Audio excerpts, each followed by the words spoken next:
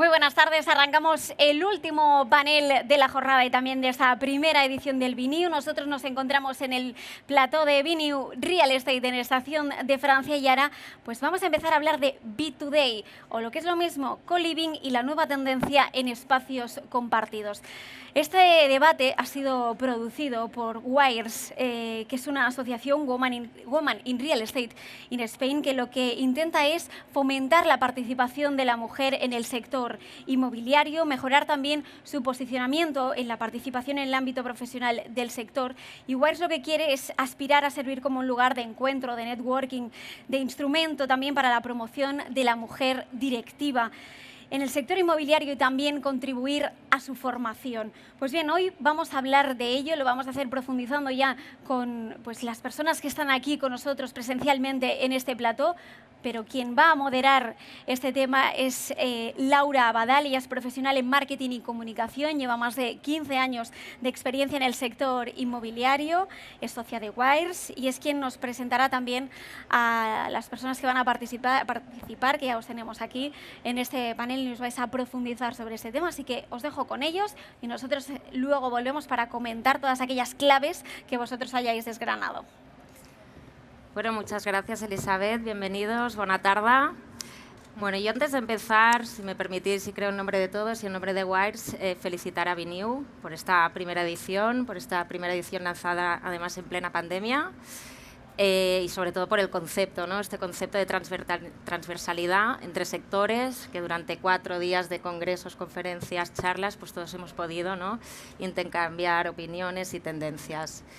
Entonces, bueno, dicho esto, ahora sí paso a presentar a los ponentes. A mi izquierda, por orden, tenemos hoy con nosotros a Antonio Ñudi. Él es abogado socio del área de Derecho Público y Regulatorio y de Urbanismo de Andersen.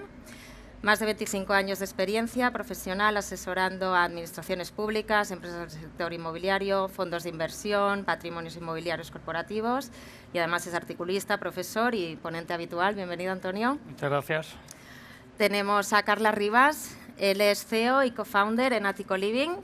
Lleva inició su carrera con 17 años, en la industria musical. O sea, nada que ver con el sector. Se posicionaron con su grupo en las primeras listas de éxito y a raíz de esta etapa de su vida en la que viajaba constantemente se dio cuenta que hacía falta una oferta de viviendas mucho más flexible y dinámica para su estilo de vida y de ahí nace Attico Living, el operador de co-living para jóvenes profesionales. Bienvenido, Carlas. Gracias. A mi derecha, Rubén Manau, CEO y co-founder de Baspet. Es una empresa de nueva creación especializada en gestión de inversión inmobiliaria, con foco en la inversión justamente en los nuevos conceptos inmobiliarios. Rubén es licenciado en ADE, posee máster en Dirección y Gestión Financiera y desde el 2001 está desarrollando su carrera en el sector inmobiliario, en consultoría inmobiliaria, como gerente en un despacho técnico y consultoría en compraventa de carteras de activos de entorno bancario. Bienvenido, Rubén. Muchas gracias. Y Marta Badía, ella es arquitecta en Blossom, una consultora fundada por ella misma, arquitecta y MBA con más de 15 años de experiencia dedicada a la realización de proyectos de arquitectura, ingeniería y diseño a partir de metodología Design Thinking, con herramientas de última generación que impulsa explorar nuevas soluciones para producir impacto positivo en personas, sociedad y medio ambiente. Bienvenida, Marta. Gracias. Bueno, todos ellos expertos en sus campos y estrechamente vinculados con el co-living y estas nuevas tendencias de vivienda compartida. Yo creo que es el punto de unión que nos une hoy aquí. Entonces, bueno, hoy estamos en Biniu Real Estate, ¿no? Como hablábamos, por tanto vamos a hablar del sector inmobiliario, concretamente de la vivienda. Un sector, pues bueno, todos sabemos, de larga trayectoria en nuestro país, de un fuerte impacto también en la economía del mismo. Un sector tradicional, que poco se ha innovado en él en las últimas décadas. Sí que es cierto que ya la innovación han llegado las PropTech en el sector, pero bueno, es un sector tradicional, es un sector complejo, es un sector quizá también en ocasiones faltado de ordenación, de transparencia, ¿no? Aquí estoy pensando más en el mercado del alquiler de la vivienda, que quizá la relación propiedad-inquilino pues no es siempre tan fluida como querríamos, ¿no? Por otro lado, tenemos una sociedad que ha cambiado enormemente, tenemos el millennial, ¿no?, como actor principal. De hecho, el millennial ya es el cliente en el real estate. El millennial piensa muy diferente del cliente de años atrás. Busca autorrealizarse, busca quizá compensar más esta vida personal y profesional, ¿no? Busca un equilibrio, busca formar parte de proyectos, busca también esta vida en comunidad, ¿no?, el sentirse parte de algo. El modelo colaborativo, ¿no?, también está muy arraigado en esta nueva sociedad. Y añadiría, quizá también se desarraiga el sentimiento de la propiedad, ¿no?, quizá algo tan calado en nuestro país. Y el tercer cóctel del ingrediente de hoy sería la COVID, ¿no? Pocos meses atrás llegó la COVID, con la COVID llegó la pandemia nos llevó a confinarnos y nuestra vida cambió de la noche a la mañana.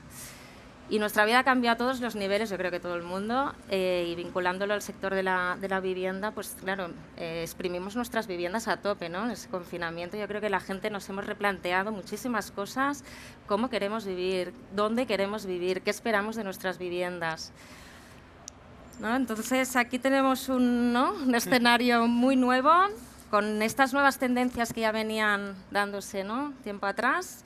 Y yo, para que me ayudéis ya a contextualizar y para daros ya paso, os lanzo la primera pregunta. ¿Qué es co-living? ¿Qué es co-housing? ¿Qué son estas nuevas tendencias? ¿Qué otras tendencias podéis estar observando? Y aquí os abro la pregunta un poco a todos y quien quiera, pues que empiece.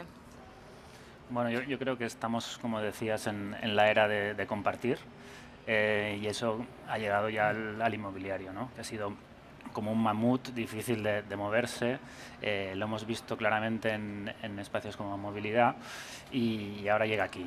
Llega con viviendas colaborativas, con viviendas con espacios compartidos, probablemente con espacios más pequeños a nivel privativo y ganando espacios comunitarios, generando una comunidad de usuarios. Eso va a ser, yo creo, que el elemento troncal en cuanto a co-living, co-housing, apartamentos con servicios o los senior apartments, ¿no? Eso yo creo que es la línea vertebradora en todos estos nuevos conceptos.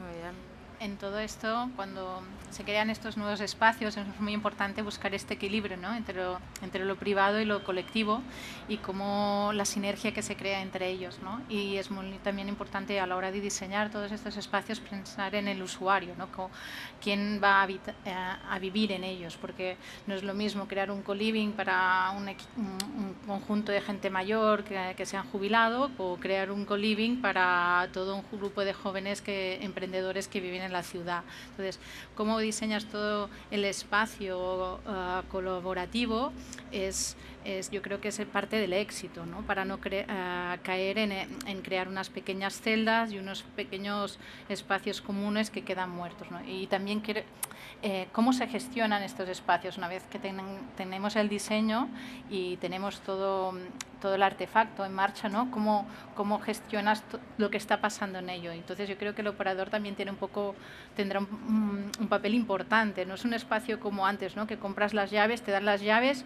y es tu casa y ahí te quedas, ¿no? Habrá alguien que tiene que organizar, ¿no?, como pasa en los gimnasios, habrá que organizar los espacios comunes, deberán mantenerse, deberán actualizarse, ¿no?, porque yo creo que también lo que es importante en el sector inmobiliario, lo que pasa, ¿no?, que los espacios en arquitectura son lentos, ¿no?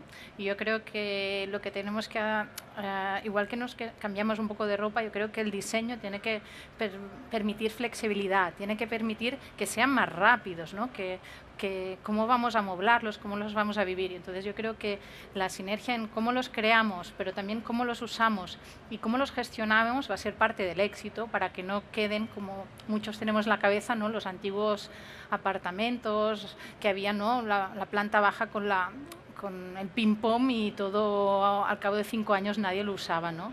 Y también lo que hablábamos el otro día, ¿no?, el tema de la singularidad del cliente en cuanto cuánto tiempo va a pasar en él, ¿no? 5 años, va a ser de compra, va a ser de alquiler, y eso también va a gestionar que esos espacios, pues si hay niños, pues los niños se hacen mayores, no habrá niños, pues cómo se plantea el coworking, no sé. Yo creo que el operador tiene mucho que decir en ello. Por alusiones, Carla, como operador de co-living, ¿qué Y de hecho, recogiendo un poco lo que apuntaban, nosotros como operadores estamos muy en contacto con el cliente y lo que vemos es un cambio, como tú también apuntabas al inicio, ¿no? en los hábitos de consumo. Y por lo tanto, ¿qué busca esa nueva generación de inquilinos? Pues buscan, para mí, 3 conceptos esenciales. Uno es la flexibilidad, es decir, buscamos pues más agilidad en el poder acceder a la vivienda, buscamos conveniencia. Nosotros como operadores facilitamos también esa conveniencia. Conveniencia quiere decir pues algo tan sencillo como encontrarte un espacio adecuado pues a tus necesidades, ¿no? Y comunidad. Yo siempre cuento mi propia experiencia, como apuntabas también al principio. Yo en 2-3 años viví en 4 ciudades distintas y me faltaban esas 3 cosas. Me faltaba flexibilidad, para mí era un engorro encontrar un piso que se adaptara temporalmente a las necesidades que tenía. Me faltaba conveniencia, para cada piso donde entraba tenía que comprarme unos muebles nuevos, con todo lo que conlleva, y me faltaba conocer gente. Yo soy de Lleida, viví por ejemplo, en Madrid, ¿no? Y cuando llegué ahí no conocía a nadie. Y para mí algo clave fue encontrar mi propia comunidad de gente, mi espacio social donde poder relacionarme. Y creo que el co-living da solución a esos 3 problemas.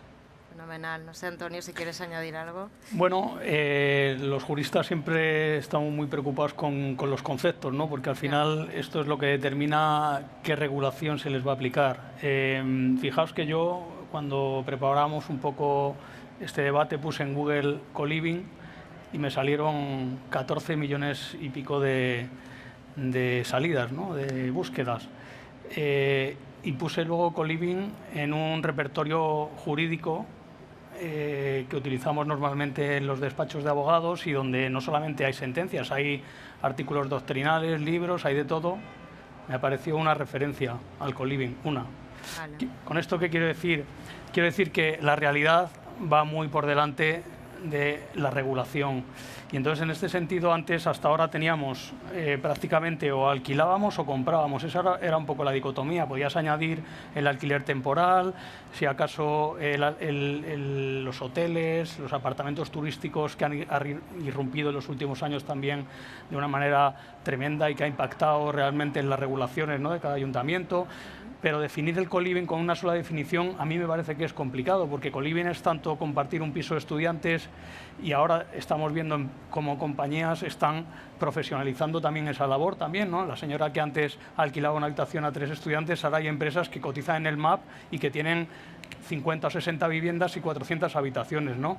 Entonces, definir el co-living de una manera tan tajante, yo creo que no es posible, y si lo consiguiéramos hacer hoy, seguramente dentro de 15 días cambiaríamos un poco el concepto. Totalmente de acuerdo, Antonio. Realmente es creo un concepto todavía, ¿no?, por crecer como tal. No, realmente es un debate muy interesante que vamos a seguir desarrollando, sobre todo lo del marco legal, lo dejaremos para más adelante.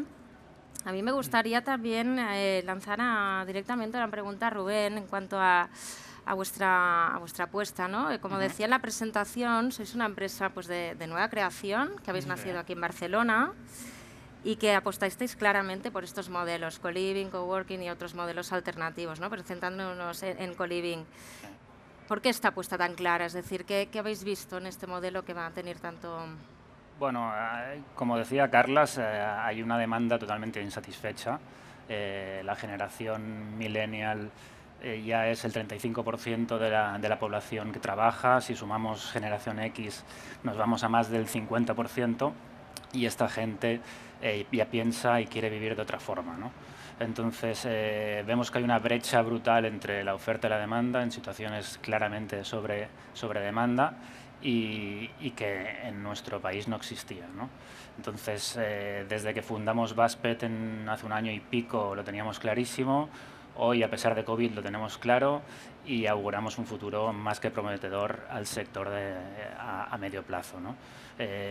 Confiamos en que a pesar de la falta de regulación, de todas las trabas que hay hoy en día en el mercado, podamos buscar la solución y encontrar los proyectos que se puedan adaptar a esta demanda. Nos focalizamos sobre todo en Barcelona, es donde operamos, es de donde somos, es lo que conocemos mejor, pero creemos totalmente en Madrid, con con colivings a gran escala de 300 o más habitaciones, capitales de provincia, Valencia, Málaga. Siempre grandes ciudades. Yo creo que lo coherente es empezar por ahí y luego ya veremos cómo van en pequeñas y micro ubicaciones, ¿no? Lo tenemos claro, que creemos aparte y nos gusta porque venimos de un entorno donde tenemos muchos inversores tecnológicos que aparte del negocio tradicional de inmobiliario, este tipo de conceptos se les puede añadir capas por encima del tradicional que nos generen más ingresos. Y ahí entra gestión, entra innovación, tecnología y exprimir el edificio al máximo para dar ese premium de rentabilidad al inversor. Y en este sentido, en cuanto a edificio, y aquí quizá Carlas nos puede ayudar más, yo creo que hoy nos pueden estar escuchando propietarios, patrimonialistas, incluso promotores, ¿no? Que puedan estarse planteando entrar en el co-living, de poner su edificio, ¿no? O desplegar un proyecto de co-living en sus propiedades. ¿Cómo podríamos dar aquí una descripción del prototipo, ¿no? De un edificio tipo para el co-living, partiendo de la base que es difícil que se desarrollen de cero o no es habitual todavía? Sí, y justamente porque tenemos el escenario que tenemos, ¿no? Como apuntaba mi compañero, cada operador al final acaba buscando la vía que mejor le funciona. En nuestro caso, nos asentamos siempre en edificios de uso residencial, suelo residencial, y tenemos como dos tipologías de asset que operamos. Uno, por una parte, serían los pisos, los apartamentos descentralizados. En Barcelona y Madrid, por ejemplo, hemos detectado claramente en el centro de las ciudades apartamentos de más de 150 metros hasta unos 300, 400 metros que están infrautilizados. Eso quiere decir que incluso al propietario muchas veces le cuesta alquilarlos porque no responden al uso de una familia tradicional, con lo que nosotros les damos una segunda vida y los alquilamos habitación por habitación. Y por otra parte, también diría edificios enteros, más o menos, digamos que tienen dentro del edificio apartamentos. Fíjate que hablo todo el rato de rehabilitación, más que desarrollo desde cero, por lo menos en este momento. Por lo tanto, edificios con apartamentos, típicamente en este caso de más de 100 metros, con una planta baja que nos permita hacer coworking. Nosotros, en esencia, aunque yo estoy en la vertical de co-living, también operamos coworking, por lo tanto nos gusta darle esa capa al edificio que también te permite darle un plus de rentabilidad, y siempre nos ubicamos en el centro de las ciudades.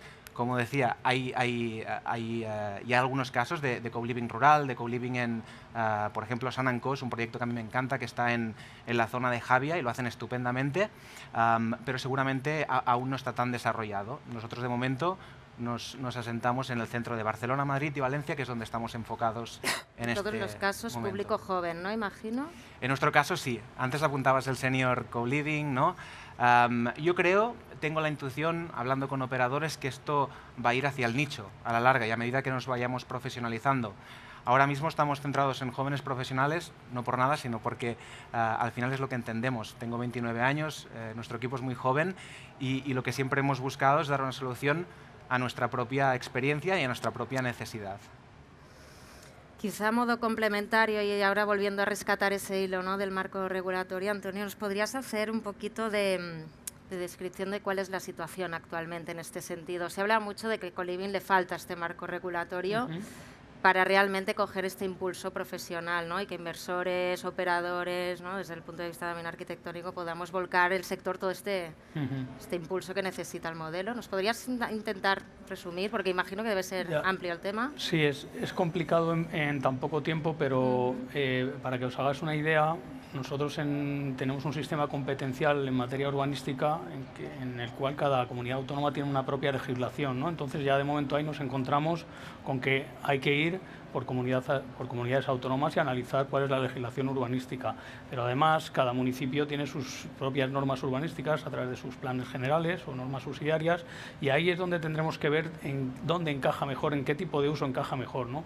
A priori parece ser que lo más razonable es que el co-living encaje en el uso de hospedaje, ¿no? Porque sería, si atendemos a una de las principales características que habéis apuntado al principio, que es la temporalidad, o sea, no el uso permanente de vivienda, pues yo entiendo que el uso al que más se asimilaría sería el uso de hospedaje con determinadas particularidades. ¿Qué ocurre? Que hay determinados municipios que en sus propias ordenanzas municipales, sus propias normas urbanísticas, establecen compatibilidades de uso en usos terciarios, por ejemplo, en usos residenciales con el uso de hospedaje. Entonces tenemos que analizar cada proyecto y cada zona, cada ciudad. No podemos hablar de que el co-living en España se va a implantar de esta manera. Y luego, por otro lado, tendríamos la regulación a nivel jurídico-civil, por decirlo de alguna forma, y que tenemos la ley de contratos, la ley de arrendamientos urbanos, donde pues, si establecemos a priori que esto no es un uso permanente de vivienda, porque sería otro de las líneas claves, ¿no?, del co-living, que no es el uso permanente de vivienda, pues nos encontraríamos con que tendríamos que irnos al Código Civil para regular las relaciones que hay ahora a tres bandas normalmente, que son la propiedad, que son el gestor, que normalmente no coinciden, y que son el usuario. Muy abierto. Totalmente. Muchos frentes abiertos. Gracias igualmente por intentar, ¿no?, resumirlo. Yo sí, quizá ahora también a modo complementario, ¿no?, intentando hacer esta visión de cómo está el co-living a día de hoy. Quizá, Marta, también tú desde un punto de vista de tu profesión, ¿no?, desde el punto de vista arquitectónico, conjugando también las pautas que pueda dar el operador, ¿cómo conjugáis el gusto para todos en un solo edificio, ¿no? Al fin y al cabo estamos hablando de que en un solo edificio, en un solo espacio se va a compartir, va a pasar mucha gente, primordialmente gente joven, partimos quizá de esta base o no, pero ¿cómo a nivel arquitectónico, de interiorismo, de distribución de espacios se puede conjugar, ¿no?, Para empezar, es importante los ingredientes en cual como arquitectos y diseñadores trabajamos estos espacios, ¿no? El operador decía que la mayoría será al principio en rehabilitación de edificios. Esto ya marca mucho los espacios en los cuales dispones y puedes distribuir las habitaciones y hacer el diseño, que no es lo mismo hacer un edificio de viviendas o de co-living desde el momento cero, que entonces pues todo es más igual y todo el diseño va como más global en un único punto, ¿no? Pero en cuanto vas a rehabilitación será un poco lo que contaba Antonio en cuanto a legal, ¿no? Los arquitectos tendremos que hacer estos espacios según lo que nos dejen las normas a nivel de habitabilidad, que eso yo creo que es un punto que será muy importante, porque realmente hoy en día la vivienda está regulada y tiene unas normas, ¿no? Y para ser vivienda tienes que tener un baño, tienes que tener una cocina, tienes que tener unos metros cuadrados, unas habitaciones, una sala de estar. Entonces, claro, el co-living y la vivienda tradicional, las piezas es el primer parámetro, que serían los ingredientes a disponer. En cuanto al diseño, ya te bailan, porque a lo mejor decides que la cocina va a ser común. Entonces, y la pieza única que alquilas ya no es una vivienda porque no tienes la cocina. Entonces, para empezar, es muy importante, los arquitectos tendremos que ir de la mano de los abogados y de los emprendedores y operadores para definir el programa, que es lo primero que se plantea para empezar el diseño. Una vez tengamos la idea del programa, ¿no?, las piezas, cómo las vamos a ubicar, es luego ya un poco el diseño y cómo tratar esos espacios. ¿Que será para gente joven? Pues un poco plantear el diseño. Y bueno, yo siempre digo a mis clientes que para gustos un poco colores, ¿no? Entonces, supongo que cuando nos planteemos pues rehabilitar un edificio para crear para co-living para gente joven, pues si la gente joven no va a traer sus muebles, ni va a traer pues intentaremos pues darle un equipamiento acorde y que se sienta sobre todo confortable, que se sienta como en casa y que no tenga que invertir, porque la idea es que si tú vas a un co-living es como pagar una renta, como vas al gimnasio, que tú llegues casi con tu ropa, tu ordenador, tu bicicleta y te pongas a vivir allí. Entonces, para crear todo este espacio, pero al mismo tiempo que no sea un hotel. Entonces, habrá que ver mucho el equilibrio. Hogares, ¿no? Estás creando hogares, pero no estás definiendo todavía las piezas del hogar, que muy importante, el hogar viene de la cocina, del centro, del estar, cómo se crea este espacio, y luego el descanso. Entonces, este equilibrio es el que se tendrá que, yo creo que sea parte del éxito de cómo se conviven estos espacios. Entonces, aquí entra el diseño, todo nuestro trabajo, ¿no?, que tendremos que ir de la mano de todo un equipo, porque son nuevas formas de vivir, nuevas formas de habitar, que habrá un inversor, que habrá un presupuesto, que hay unas normativas que las tendremos que bailar entre todos, porque como no las hay, tendremos que surfearlas, y entonces ahora habrá que ponerle el diseño, claro, para que vaya todo para adelante. Muy bien, ¿no? A veces, ahora iba a decir, las normativas a veces nos quejamos por exceso, ahora por defecto, ¿no? A veces cuesta encontrar ese marco ideal, ¿no? Sí, tan malo es una hiperregulación Sí, como una falta de exacto. regulación, ¿no? Al final el inversor lo que quiere es certeza y seguridad, ¿no? Y entonces cuando no le das eso, pues huye, porque evidentemente la inversión necesita ese marco donde se pueda sentar, ¿no? Y aquí de momento no lo tenemos, pero lo bueno es que hay mucho por hacer y sobre todo lo bueno es que hay mucha demanda. Entonces yo creo que es ponerse a trabajar todos los sectores, los operadores conjuntamente para acordar un poco a dónde vamos, ¿no? En este sentido. Sí, también la confianza para el usuario, ¿no? Quizá a veces es esta falta, ¿no? de regulación al usuario, aunque por muy joven que sea, o si aspiramos a que esto sea ya para todos los públicos, también necesita, ¿no? unas garantías que... Bueno, es que fíjate que aquí un poco hay que huir también de ese régimen hipergarantista del inquilino que tradicionalmente ha tenido el alquiler, porque esto es otra cosa. Ya.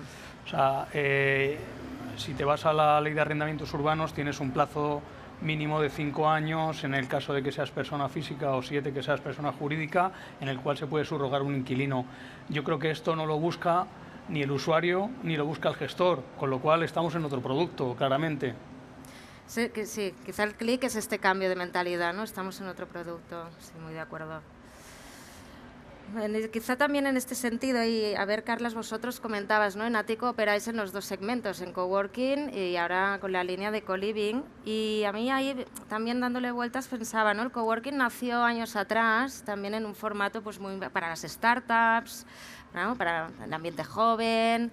De ahí, ¿no? Fue creciendo el modelo. A día de hoy ha traído la atención de grandes corporaciones. Estamos viendo ya grandes compañías optando por este modelo titulado a día de hoy más espacio flexible que coworking. Yo creo que incluso el nombre está pivotando, ¿no? Co-living también ha quedado claro que nace, ¿no? de este espíritu de la gente joven, de viajar, de la inmediatez de cuando llega a un país. ¿Crees que podríamos intentar proyectar un co-living a futuro que pueda seguir los mismos pasos que el coworking? Es decir, co-living podría llegar a ser una alternativa más del alquiler para familias, gente mayor, elevado ya al concepto de comunidad y bueno, liberarse de este cliché tan para los jóvenes, ¿no? Hay ejemplos de muy exitosos de comunidades el cual es una nueva manera de vivir, y tampoco es una manera de vivir nueva, ¿no? O sea, cuando miras un poco más atrás, ¿no? Y miras pues las aldeas o cómo funcionaba los pequeños pueblos, funcionaban así. O sea, nosotros nos gusta vivir juntos, ¿no? Entonces, realmente nuestras herramientas de hoy hace que pasemos muchas horas delante del ordenador, muchos de nosotros solos. Entonces, la gente va al gimnasio, pues la gente necesita estos puntos de reunión. Yo creo que el espacio, ¿no? El cómo vivimos y cómo habitamos en estos espacios es muy importante. Entonces, yo creo que ya hay ejemplos, sobre todo de cooperativas, de gente mayor. En Canadá, en Suiza ha habido un barrio y ha tenido muchísimo éxito porque lo que quieren es realmente su espacio, pero quieren formar parte de un todo. Yo creo que esto a nivel arquitectónico pues está aquí para quedarse, y el co-living pues yo creo que compensa un poco la manera en que vamos a vivir y vamos a habitar, pues crea este punto de social que muchos de nosotros en los bloques de vivienda tradicionales pues no los encontramos, ¿no? Y yo creo que no solo pues jóvenes, también parejas que se separan, personas mayores, personas que llegan de otra ciudad. O sea, yo creo que este punto de aldea en la ciudad, pues un edificio de estos va a tender a ese punto de aldea o de punto de reunión entre muchos de ellos. Es interesante el concepto aldea, es bonito, ¿no? No sé si estamos de acuerdo. Totalmente, totalmente. De hecho, incluso hay ejemplos de operadores que están en otros países del mundo que están muy enfocados a conceptos de co-living pues más de larga permanencia. Si bien es cierto que nosotros estamos más enfocados o proyectados a un modelo más de carácter temporal, yo diría que está un poco entre entre medias del mundo de la hospitalidad y del residencial. Pero en cualquier caso estoy muy de acuerdo en esto, y yo diría que al final el co-living es como la punta del iceberg de un momentum en que y no solo lo vemos en el co-living, lo vemos, antes lo apuntabas tú, ¿no? Con las PropTech, con todas las innovaciones que hay en el sector inmobiliario. yo creo que por primera vez en mucho tiempo estamos viendo como los actores del sector inmobiliario se empiezan a fijar más en las personas y no tanto en el tocho, ¿no? Al final se trata de hacerle la vida más fácil, un poco más cómoda a las personas, y el co-living es sencillamente una pieza más de ese puzzle para facilitar, ¿no? o para ponerle más fácil la vida a los inquilinos, a los compradores, quizás en un futuro también, quién sabe.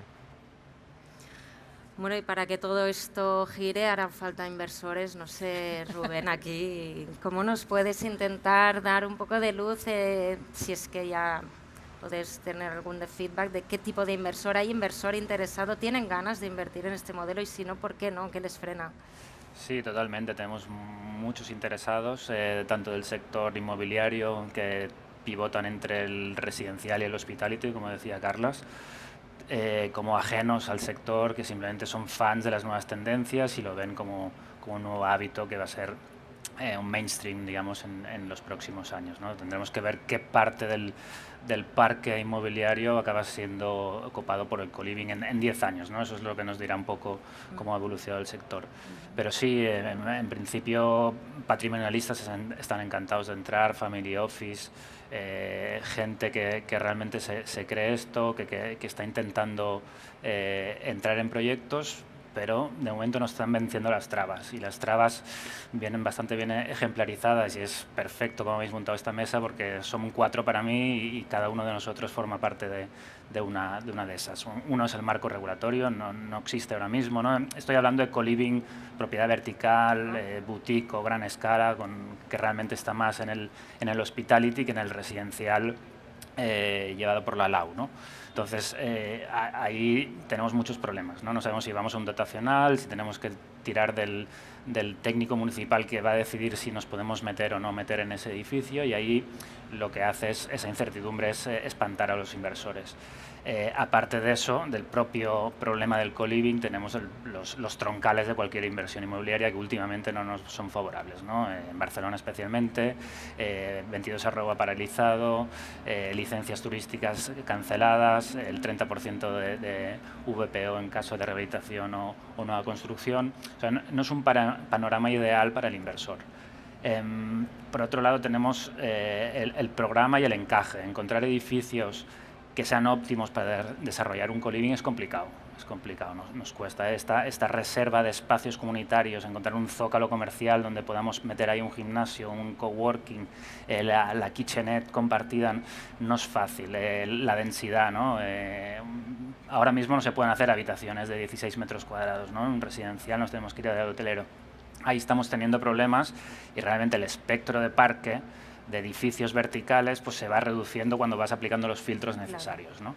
El tercer punto es más en las métricas económicas. No hay demasiado track record en el mercado, no hay demasiada comparativa, nos tenemos que ir a Inglaterra, a Estados Unidos, y nos tenemos que fijar con qué está pasando con los usos complementarios, que sería el apartamento turístico, pues el alquiler tradicional, el alquiler temporal, ¿no? Y eso nos va a dar que intentar despejar la ecuación entre costes e ingresos, y eso al inversor no le deja tranquilo del todo. Y el último es el Carlas, digamos, ¿no? Es qué modelo de operador tenemos que tirar, y ahí tenemos dudas razonables si es mejor, pues igual que pasa en el hospitality, si hacemos una autogestión o tiramos de operador o modelos híbridos, ¿no? Todos esos 4 son los que nos están haciendo pivotar y hacer un poco la formulación perfecta, siendo la clave la regulación. Bueno, pues entonces la pregunta es cómo podemos desencallar este hecho, ¿no? Es decir, cómo el sector o la administración pública, o ambos conjuntamente, cómo... No sé si alguien aquí puede lanzar alguna idea o algún... Bueno, yo, como idea, fijaos que si analizamos, por ejemplo, Madrid, que es la ciudad que más conozco y donde vivo y donde sobre todo trabajo más, el Plan General de Madrid es del año 97. O sea, hace casi 30 años. O sea, hace casi 30 años no existía ni WhatsApp, ni existía Instagram, quiero decir, y estamos manejando normas con diferentes adaptaciones que ha habido a lo largo de estos años, pero estamos manejando normas de hace casi 30 años, pero no hablo solo de Madrid, hablo de cualquier ciudad de España. Entonces, yo creo que hay que desterrar de una vez la idea de la rigidez de los usos en las ciudades. ¿Por qué? Porque estamos viendo cómo esto cambia a unas velocidades que antes, pues sí, podíamos ver cambios a lo largo de 10 años, 15 años, en movilidad, tal. Ahora vemos que cada año hay una cosa que no existía el año anterior. Entonces, no puede ser que estemos todavía manejando esas herramientas urbanísticas que manejábamos hace 30 años. Los ayuntamientos, la administración en general debe hacer un esfuerzo por la tecnología. O sea, la tecnología, ¿por qué se desarrollan a marchas forzadas también este tipo de modelos? Pues por la tecnología, por el uso de Internet, porque la conexión entre el usuario, el operador, entre diferentes usuarios es tan rápida que propicia la escalabilidad de estos modelos. Entonces, lo primero que tenemos que hacer es, señores, vamos a hacer un régimen lo más flexible posible de usos, respetando pues las cesiones que haya que hacer, las dotaciones que tiene que haber, pero también en eso tenemos que ser flexibles, porque a lo mejor las dotaciones necesarias dentro de 15 años para colegios, para hospitales, no van a ser las mismas que las que tenemos ahora. Modificar un planeamiento, una modificación puntual de un planeamiento te puedes tirar 7 años. Eso es absurdo, simplemente. Entonces yo creo que nos tenemos que poner seriamente manos a la obra y de verdad que se puede aplicar herramientas tecnológicas, la desburocratización de las licencias. Es decir, hay mucho por hacer y eso es lo bueno, que hay mucho por hacer, pero hay que ponerse a hacerlo, claro. Exacto, yo creo que ganas hay, oportunidades hay muchísimas y es ponerse, ¿no? Realmente hoy vemos un despliegue de profesionales todos muy volcados. Sí, como arquitecta, uno de los miedos, como bien apuntabais, es el marco de la administración, ¿no? Es como la velocidad en que las startups funcionan en Internet, pues no tienen que pedir una licencia, ¿no?, para abrir una página web y para que les den permiso para subir clientes no tienen que reunirse con un técnico que les diga cómo tienen que modelar la relación de sus menús de la página web, ¿no?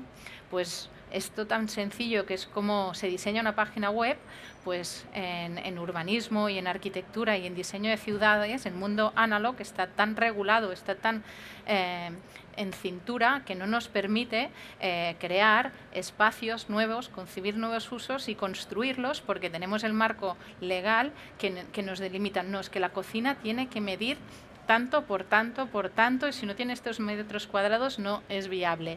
El comedor tiene que tener esta medida, la habitación la otra. Entonces, claro, es la flexibilidad que se tiene que introducir en las ciudades, en el habitar, siempre respetando pues la legalidad, la habitabilidad de los espacios, pero tiene que haber esta flexibilidad. Sin esta flexibilidad los arquitectos, los inversores, los operadores, no es muy difícil trabajar, porque tenemos un marco que nos ciñe a todos y no nos deja explorar nuevas maneras, cosa que cuando ves una página web pues no hay ninguna normativa en la página de cómo tiene que ser esa página diseñada. Pues en una vivienda te dicen cómo tiene que ser y no puedes salir de ese marco. Entonces yo creo que hay mucho que hacer en cuanto a la administración para permitir esta flexibilidad y esta creatividad y estos diseños que nos hacen falta.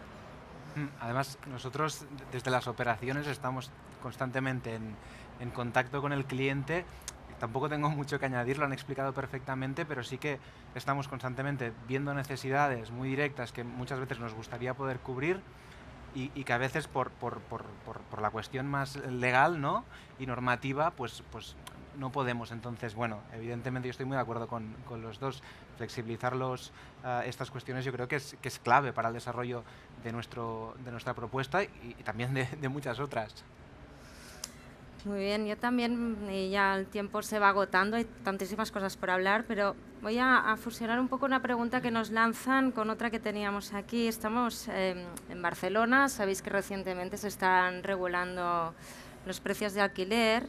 Yo quería preguntaros qué opinabais o cómo esto podía impactar en el co-living, pero es que también nos preguntan desde el público que si creéis que este modelo podría ser una solución a la vivienda asequible. Entonces, fusionando un poco, ¿no?, la situación del acceso a la vivienda, los precios de la vivienda de alquiler, ¿qué creéis que co-living puede aportar en esto?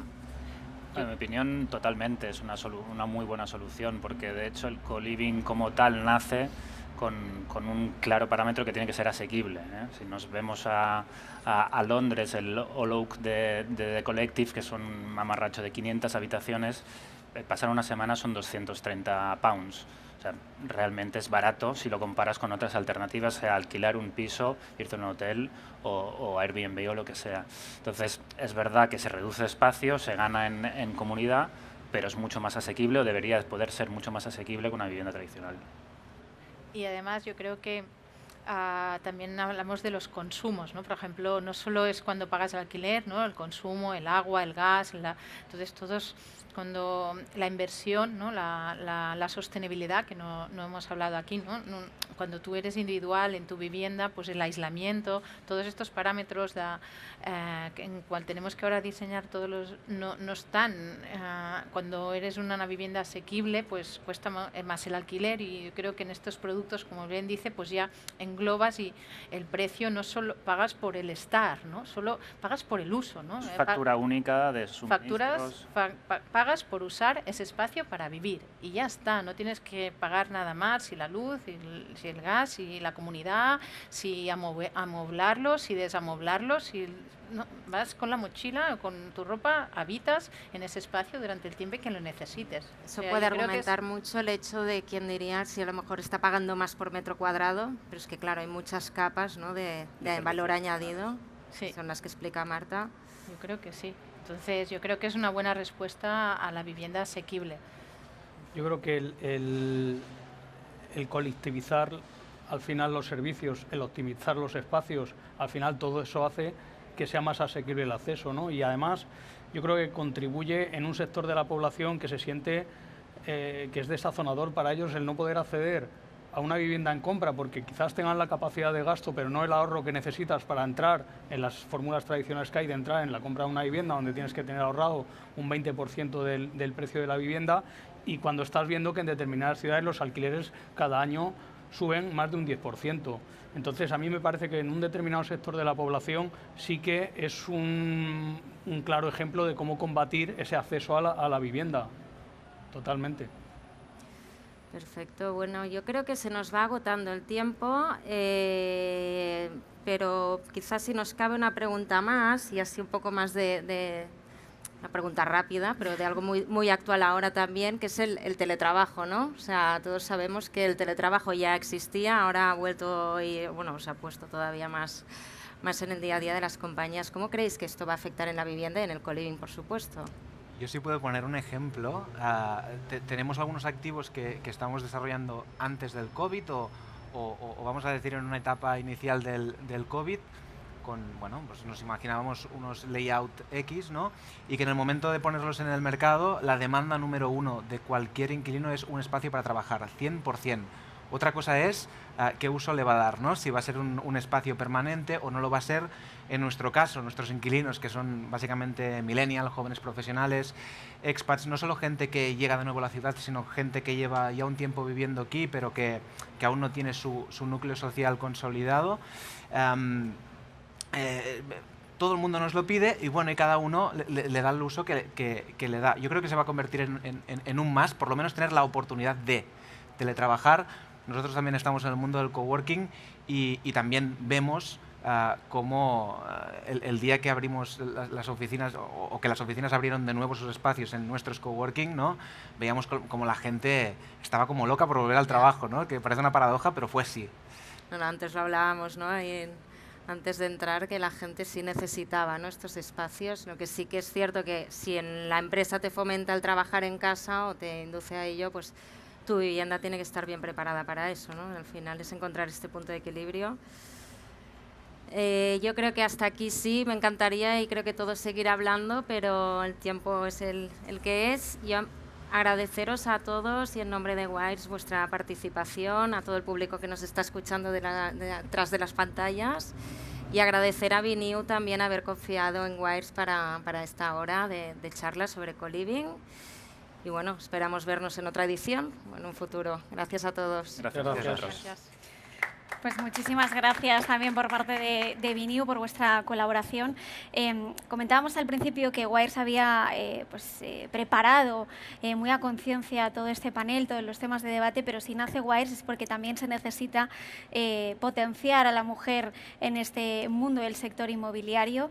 ¿Crees, Laura, que desde que se creó esto ha servido para mejorar o qué herramientas habéis intentado utilizar para poner también en valor el papel de las mujeres? Absolutamente. Yo creo que en el tiempo que lleva Wires dando esta función a la mujer directiva en la inmobiliario, realmente el resultado ha sido muy positivo. O sea, da la opción, el escenario, la oportunidad de que las directivas tengan su momento, que hay grandes directivas en sus despachos que hasta ahora quizá no tenían estas oportunidades, ¿no?, de estar delante pues, de un público, de una charla, y yo felicito enormemente la labor de Wires y muy contenta de formar parte de ella. Sí.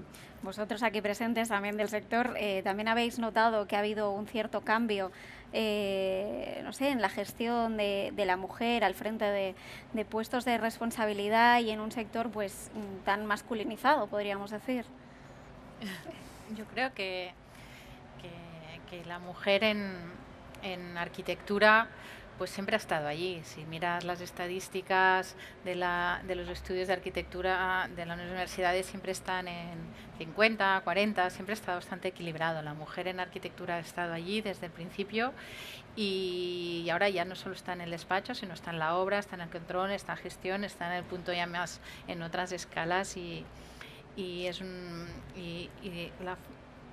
el club nos ha potenciado, pero además en el sector pues nos ayuda y estamos todas, o sea, va bien la mujer. Os traslado la pregunta también a vosotros, porque al final esto es un trabajo conjunto, hombres y mujeres que trabajan por lo mismo y vais a la par. Hombre, yo creo que el papel que está haciendo Wires es un gran papel dentro del sector, porque al final es cierto que la mujer tradicionalmente no estaba tan representada como se merecía dentro de los puestos directivos de las compañías, y el trabajo que está haciendo Wires en el impulso y sobre todo no solamente en el impulso, sino en la visibilidad del trabajo que están haciendo estas personas, a mí me parece fantástico, con lo cual estamos encantados todos, claro.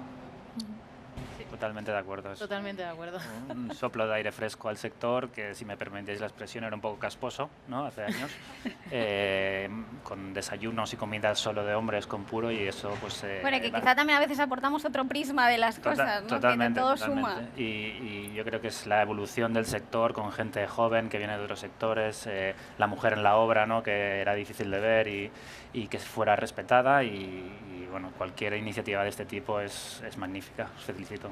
Bueno, pues vamos en la buena línea, eso al menos es en lo que se está trabajando. Muchísimas gracias una vez más por acompañarnos hoy aquí. Cerramos este panel, gracias Laura por modelarlo. Y acabamos aquí este último panel de esta primera edición del Biniu Real Estate, y enseguida les dejamos con el último Inspirational Talk de la jornada.